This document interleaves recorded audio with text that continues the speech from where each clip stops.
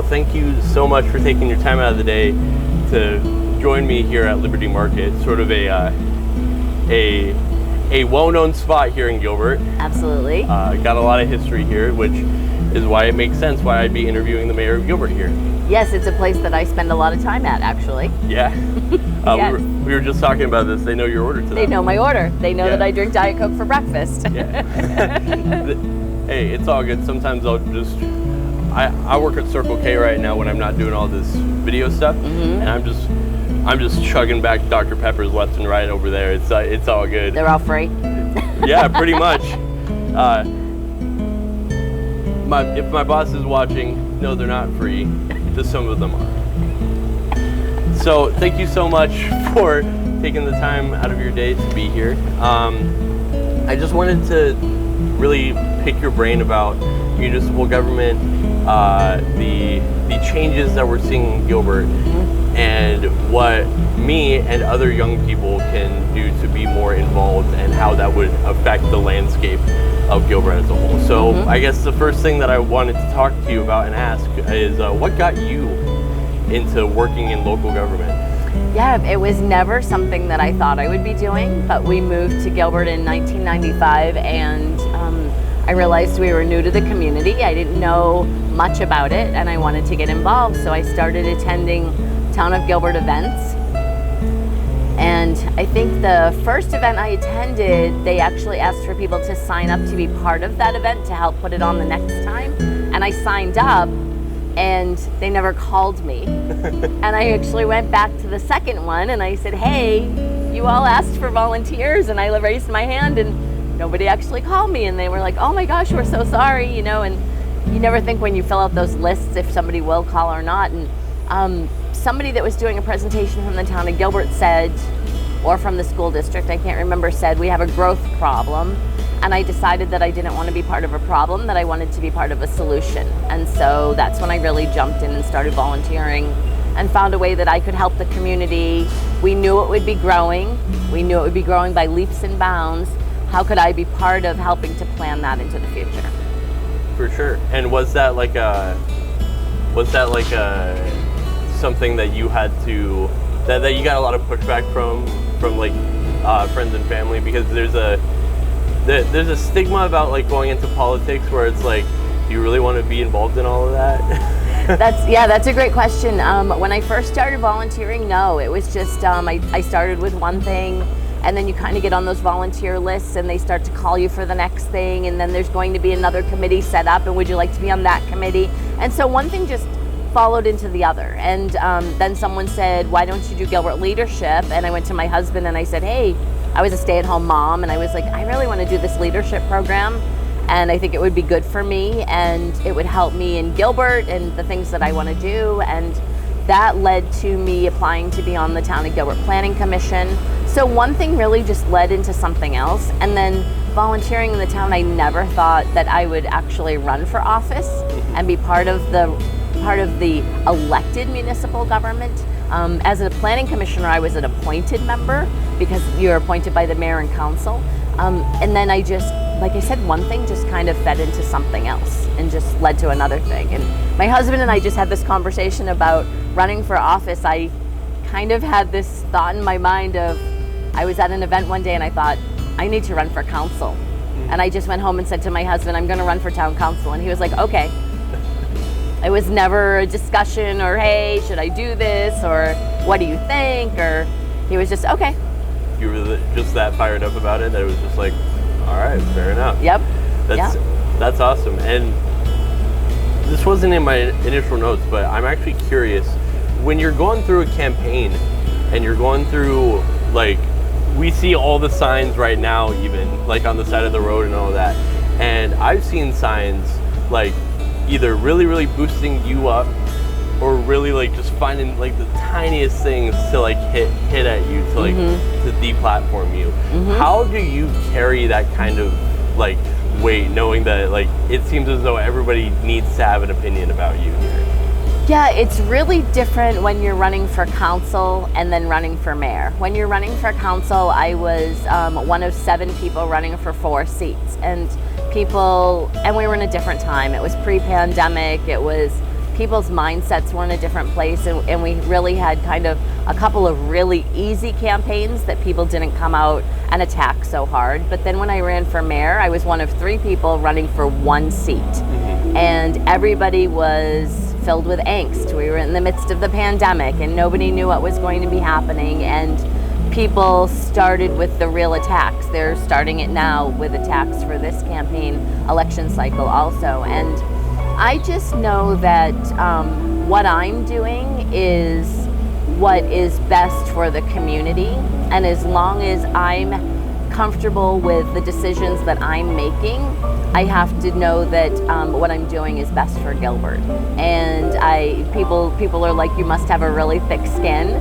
And I joke that I'm way past a thick skin. I have a tortoise shell on my back now, right? Because everything just has to really just slide off.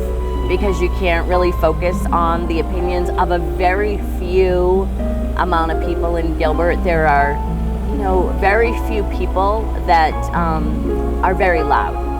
For sure. You mentioned that the decisions that you make are going to be, in your mind, what's best for the community. I've had this sort of interesting dilemma where I'm thinking about the role of government and the role of elected officials in particular, because the reason we have this, the way our government is set up, is you are the representative for all of these people who live here.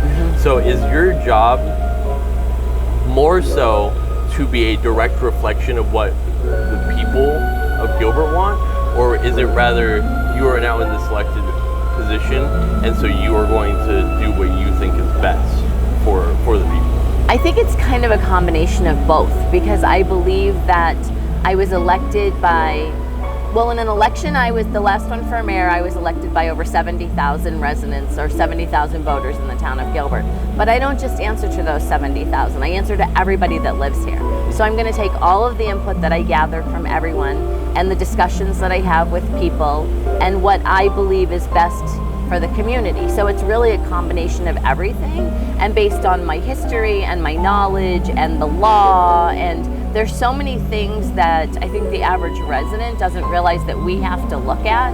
There's the money factors, there's the legal factors, there's if it's a legal factor, is it something that's going to bring us issues in the future? So we have to balance all of those things, but for the most part, it's the people that I represent in this community as a whole. So one big thing that we're seeing in Gilbert, we're seeing a lot of big shifts, and one of the big ones that I know that we talk about all the time, especially in my household, is we talk about housing and how housing is shifting. We've gone from seeing Gilbert as a small town to now we're on the higher end of population when it comes to what a town is classified.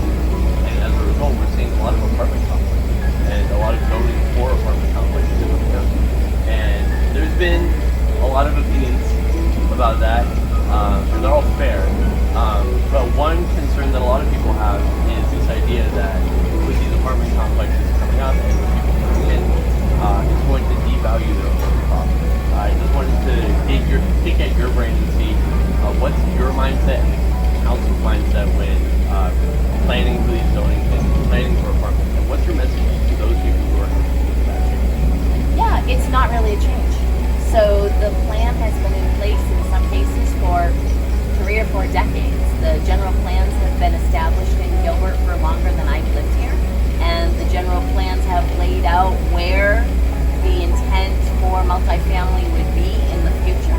And we can't change that unless somebody comes in and asks us to have it changed. So all of the land in Gilbert is already defined as something under the general plan, and that has underlying zoning. And so the majority of the multifamily that people see going up in Gilbert would be allowed whether the council said yes or no. It's just allowed by law of how a general plan and zoning and the state law works.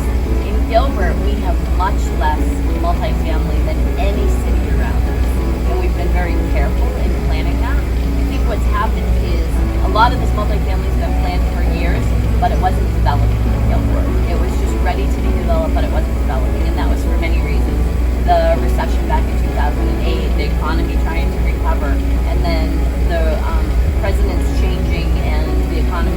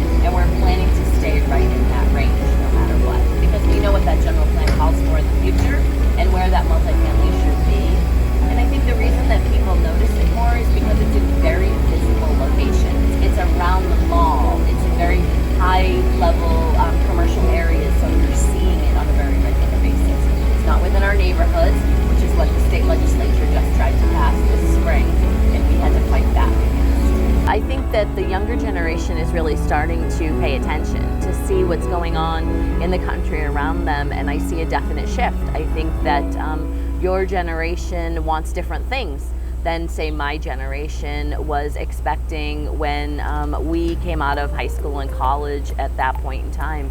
I won't tell you how old I am or when that was, but I see a shift in your expectations, and what you are bringing to the table is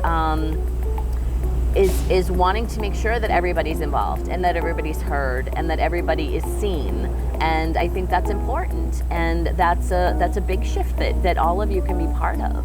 And how does that happen? It happens by you voting.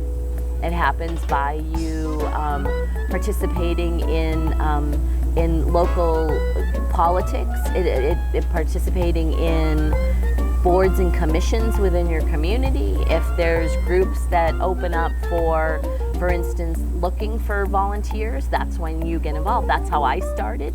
It was just in a different time and for a different reason. And I think that I think you'll see more of that. We started a community engagement task force, and I think that was an awesome opportunity for people to volunteer to be part of the discussion in the community. And what does the future of Gilbert look like when it comes to all of these issues that we're seeing in front of us right now? Definitely. I know that from my own personal experience, Gilbert has a lot of different organizations that even people that aren't of voting age can be involved in. I know I was a part of the Mayor's Youth Advisory Committee here, and from that I got to get a little bit of an inside peek when it came to some of the things that happen. Of course, nowhere near the full scope, but I think personally it's very important that we get involved. I don't think there's anybody that's gonna say that it's not important, like as a whole.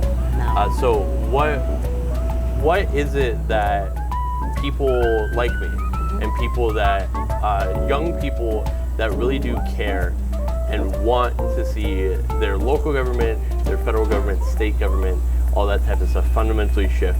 What are some of the best ways to just get involved, like right off the bat? I say start following the local campaigns, because your local elected officials affect your life on a daily basis way more than your state or your federal. Your local officials are taking care of everything in your community, from your streets to your garbage pickup, everything that happens here in town. And so I think that your best bet is to find out when your next election is, make sure that you're registered. The one thing that people don't understand, that it's way more important to vote in your primary election than your general election, because your primary election is the election that decides who will be on the ballot for the general election. And if you have, I'll pick on one race, I'll pick on the governor's race. If you have 5 Republicans running for governor, that primary election is the one that decides which one of those Republicans will face the Democrats running in that general election in November. So you need, or there's 2 or 3 running in on the Democratic side. The primary election will decide which Democrat will face the Republican in the general election. Those primary elections at the local level can make the final decision on that day as to who will represent you here at Town Council. Definitely. In this race right now, there are 4 council seats available, and there are 9 people running, which means it could be forced to a general election. So you need to vote in this primary to make sure the people that you want to be elected are elected. And then if one's elected, then the rest will go to the general election. If 2 people are elected, then the rest will go to the general election, and that's how it will work. Well, overall, again, thank you so much for taking the time to be out here. When it comes to big cities and big organizations, you don't really get sort of the local vibe that you get from Gilbert, and the ability to sit down with you and talk about these things is huge. So I really do appreciate it. Yes, of course. Elections, November. Make sure that you vote, especially if you're my age. Even if you don't live in Gilbert, it's absolutely huge, because being a part of the system, no matter if you like it or not, or how it's run or anything like that, is really the only way that you can make fundamental change about it. So be sure to vote, be sure to be involved, and thank you so much for taking the time out of your day and sitting here at Liberty Market with me. Yeah, my pleasure. Can I just make one comment? Of course. That elections, August 2nd, 2022 is the primary, and that's the more important day than the general election even in November. Absolutely. So make sure you vote for both of those, and the best way is to follow your local elections and find out who will represent you the best. Definitely. Yeah. Definitely. Well, thank you so much for being here. My pleasure. I really do appreciate it. Thanks.